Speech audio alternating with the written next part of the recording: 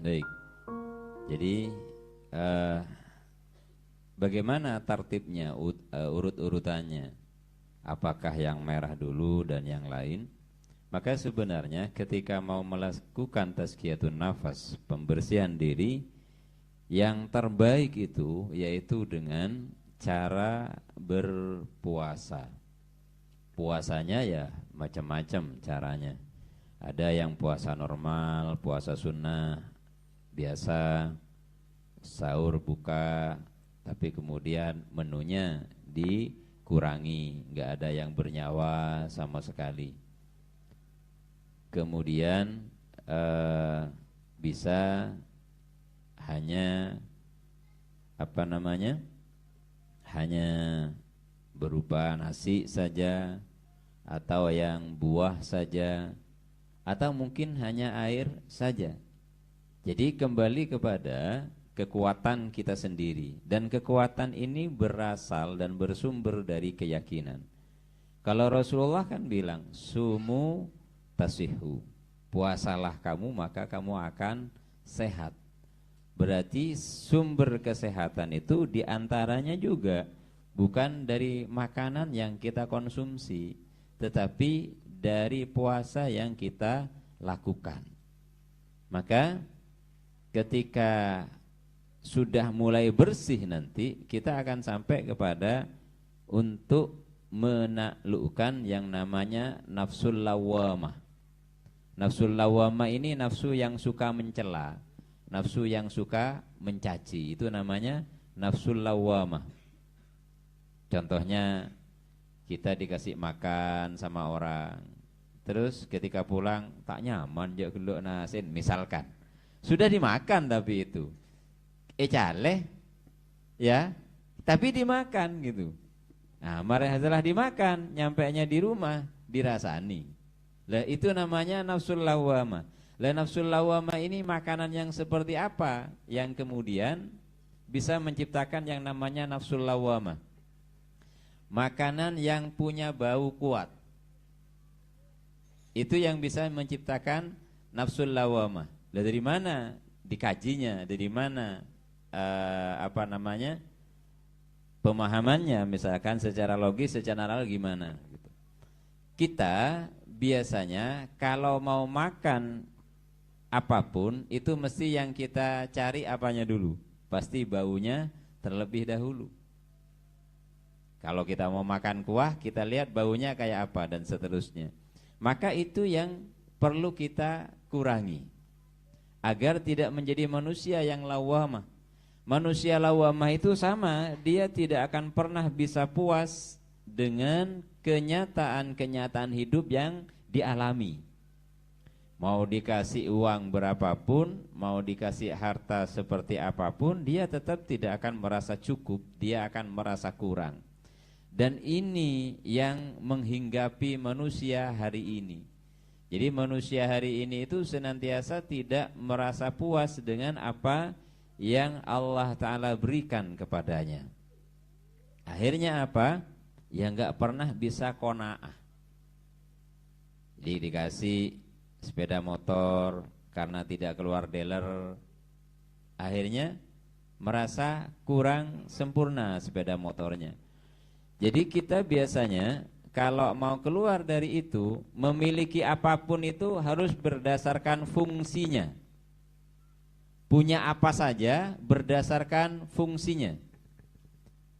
Jadi kalau fungsinya HP itu alat komunikasi, maka yang penting dia tidak bermasalah ketika kita ditelepon orang, mau menelpon orang lain, maka itu sudah cukup sebenarnya.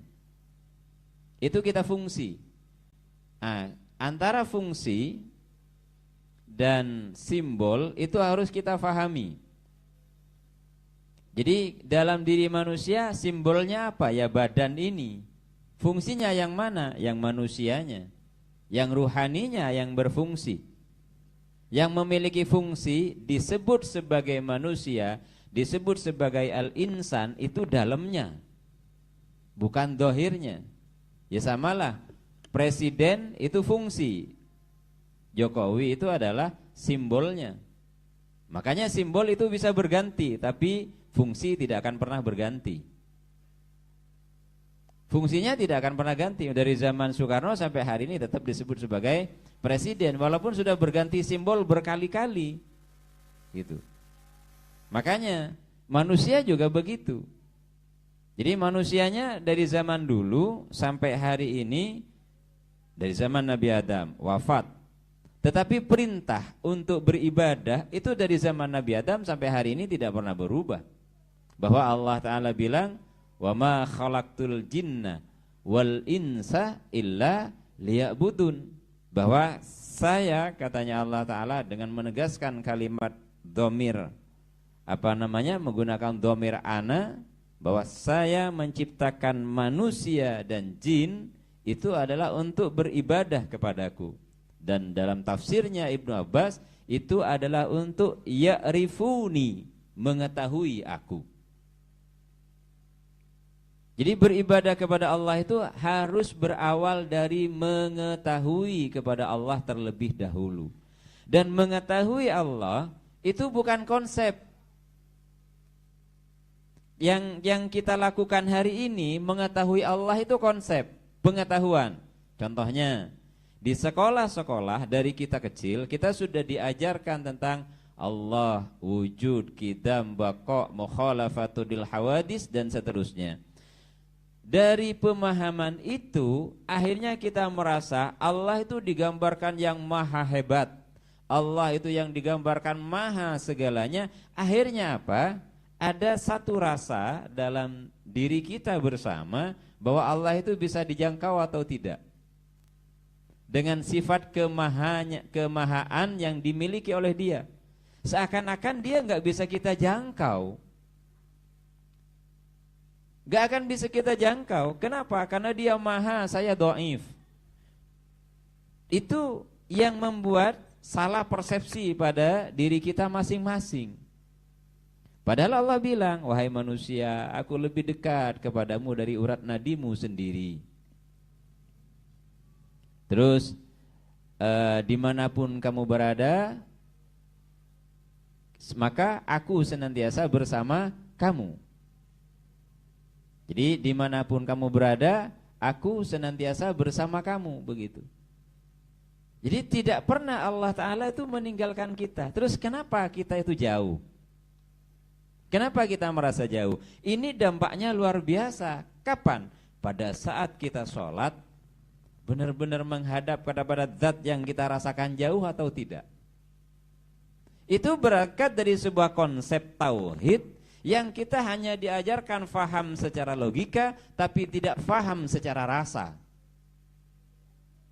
Maka kalau ingin faham secara rasa, dari kecil anak-anak kita harus kita asah rasanya. Gimana caranya? Ketika misalkan yang tidak mau diem ini minta uang gitu ke saya, ya saya bilang, kalau bapak itu tidak punya uang, nak, yang kaya itu Allah gitu.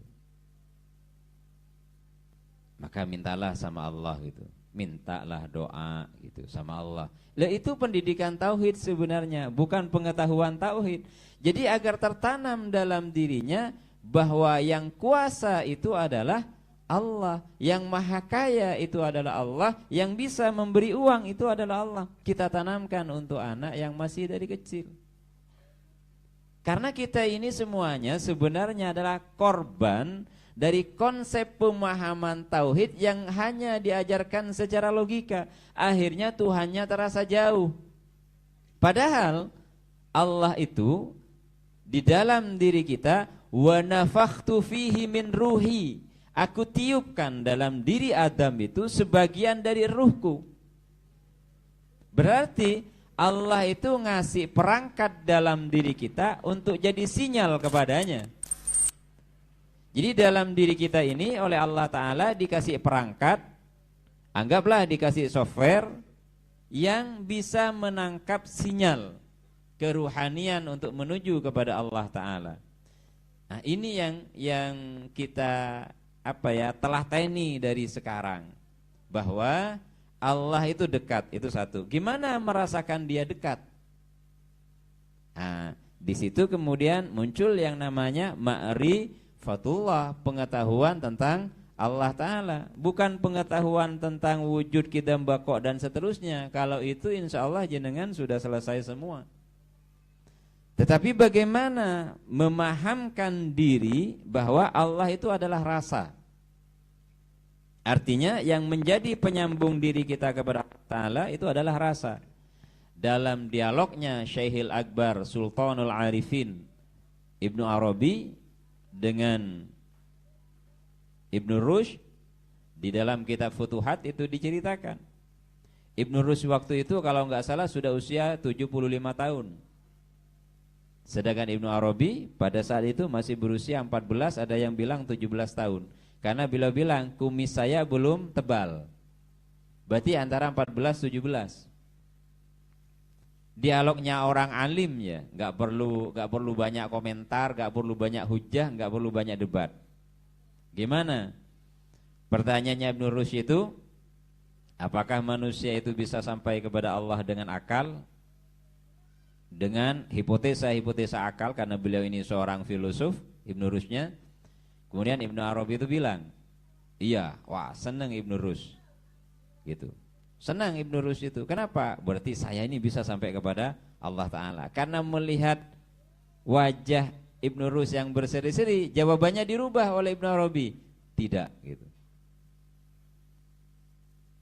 Akhirnya apa? Beliau bilang, loh kenapa tidak? Antara iya dan tidak, dibuat bingung lagi.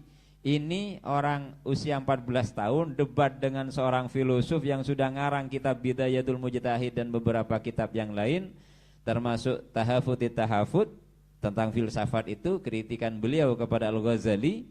Ibnu Rushd itu dibuat bingung oleh seorang anak muda, anak remaja ya, bukan anak muda, usia 14 tahun.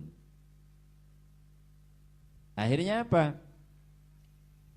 Ibnu Arabi itu menjelaskan bahwa orang-orang yang akan sampai kepada Allah Ta'ala adalah dia yang ketika masih hidup mampu melepaskan diri dari jeratan jasmaninya dan ruhnya bisa terbang ke alam malakut untuk mendapatkan pencerahan dari Allah Ta'ala secara langsung, maka disitulah yang disebut dengan ma'rifatullah. Artinya apa? Nah, menangislah Ibnu Rushd. Berarti selama ini analisa dan hipotesa saya tentang Allah Ta'ala tidak akan pernah sampai kepada Allah. Tidak. Itu sudah filosof. Apalagi saya tak filosof sama sekali. Di Indonesia lagi, filsafat itu menjadi sebuah ilmu yang sangat wah kalau di Indonesia. Padahal kalau di luar negeri ya tidak. Beberapa negara, Prancis misalkan, Jerman misalkan, SMP itu kelas 3 itu sudah diajarkan metode berpikir filsafatnya, bukan sejarah para tokoh filsafat. Kalau kita di kampus enggak belajar metode berpikir filsafat, belajar sejarahnya para filosof. Oh, Sokrates lahir tahun sekian dan sekian. Kita belajar sejarahnya filosof buat apa? Filsafat itu kan mikir. Pemikir, filsafat itu adalah pemikir. Tapi kalau di kampus-kampus, contohnya pengantar ilmu filsafat kalau di kampus, ya dia akan bercerita tentang tokoh-tokoh filsafat. Jadi bukan bagaimana seorang Sokrates nyampe kepada kesimpulan eureka dalam tauhidnya dia. Apa eureka itu? Rasa senang yang luar biasa karena menemukan kesimpulan tentang adanya Tuhan. Sokrates itu. Terus kemudian Aristoteles kemudian merubah konsepnya menjadi realis dan seterusnya. Dan itu yang diajarkan, bukan itu yang diajarkan. Bukan kenapa dia menjadi realis, kenapa dia menjadi idealis, metode berpikirnya kayak apa, tidak ke sana. Tidak, kita hanya diajari bagaimana metode, bagaimana sejarahnya para ahli filosof itu. Termasuk Pitagoras, nyampenya ke kita, Pitagoras itu adalah ahli matematika dengan teori Pitagorasnya, padahal beliau itu seorang filosof dan beliau juga seorang spiritualis. Makanya sampai hari ini di Greek Yunani itu tetap ada yang namanya Pitagorian. Jadi orang-orang yang mengikuti madhab pemikiran dan spiritualnya Pitagoras. Pitagoras itu hidup kapan? Hidup abad ke-6 sebelum Masehi. Jadi kembali kepada tadi bahwa ketika pikiran itu kemudian diasah terus-menerus, puncaknya dia tetap akan menempuh jalan ruhani. Karena yang akan mengantarkan kepada ketenangan itu tetap jalan ruhani itu tadi. Ya, jalan ruhani itu berbeda berbeda jauh dari jalan intelektualitas.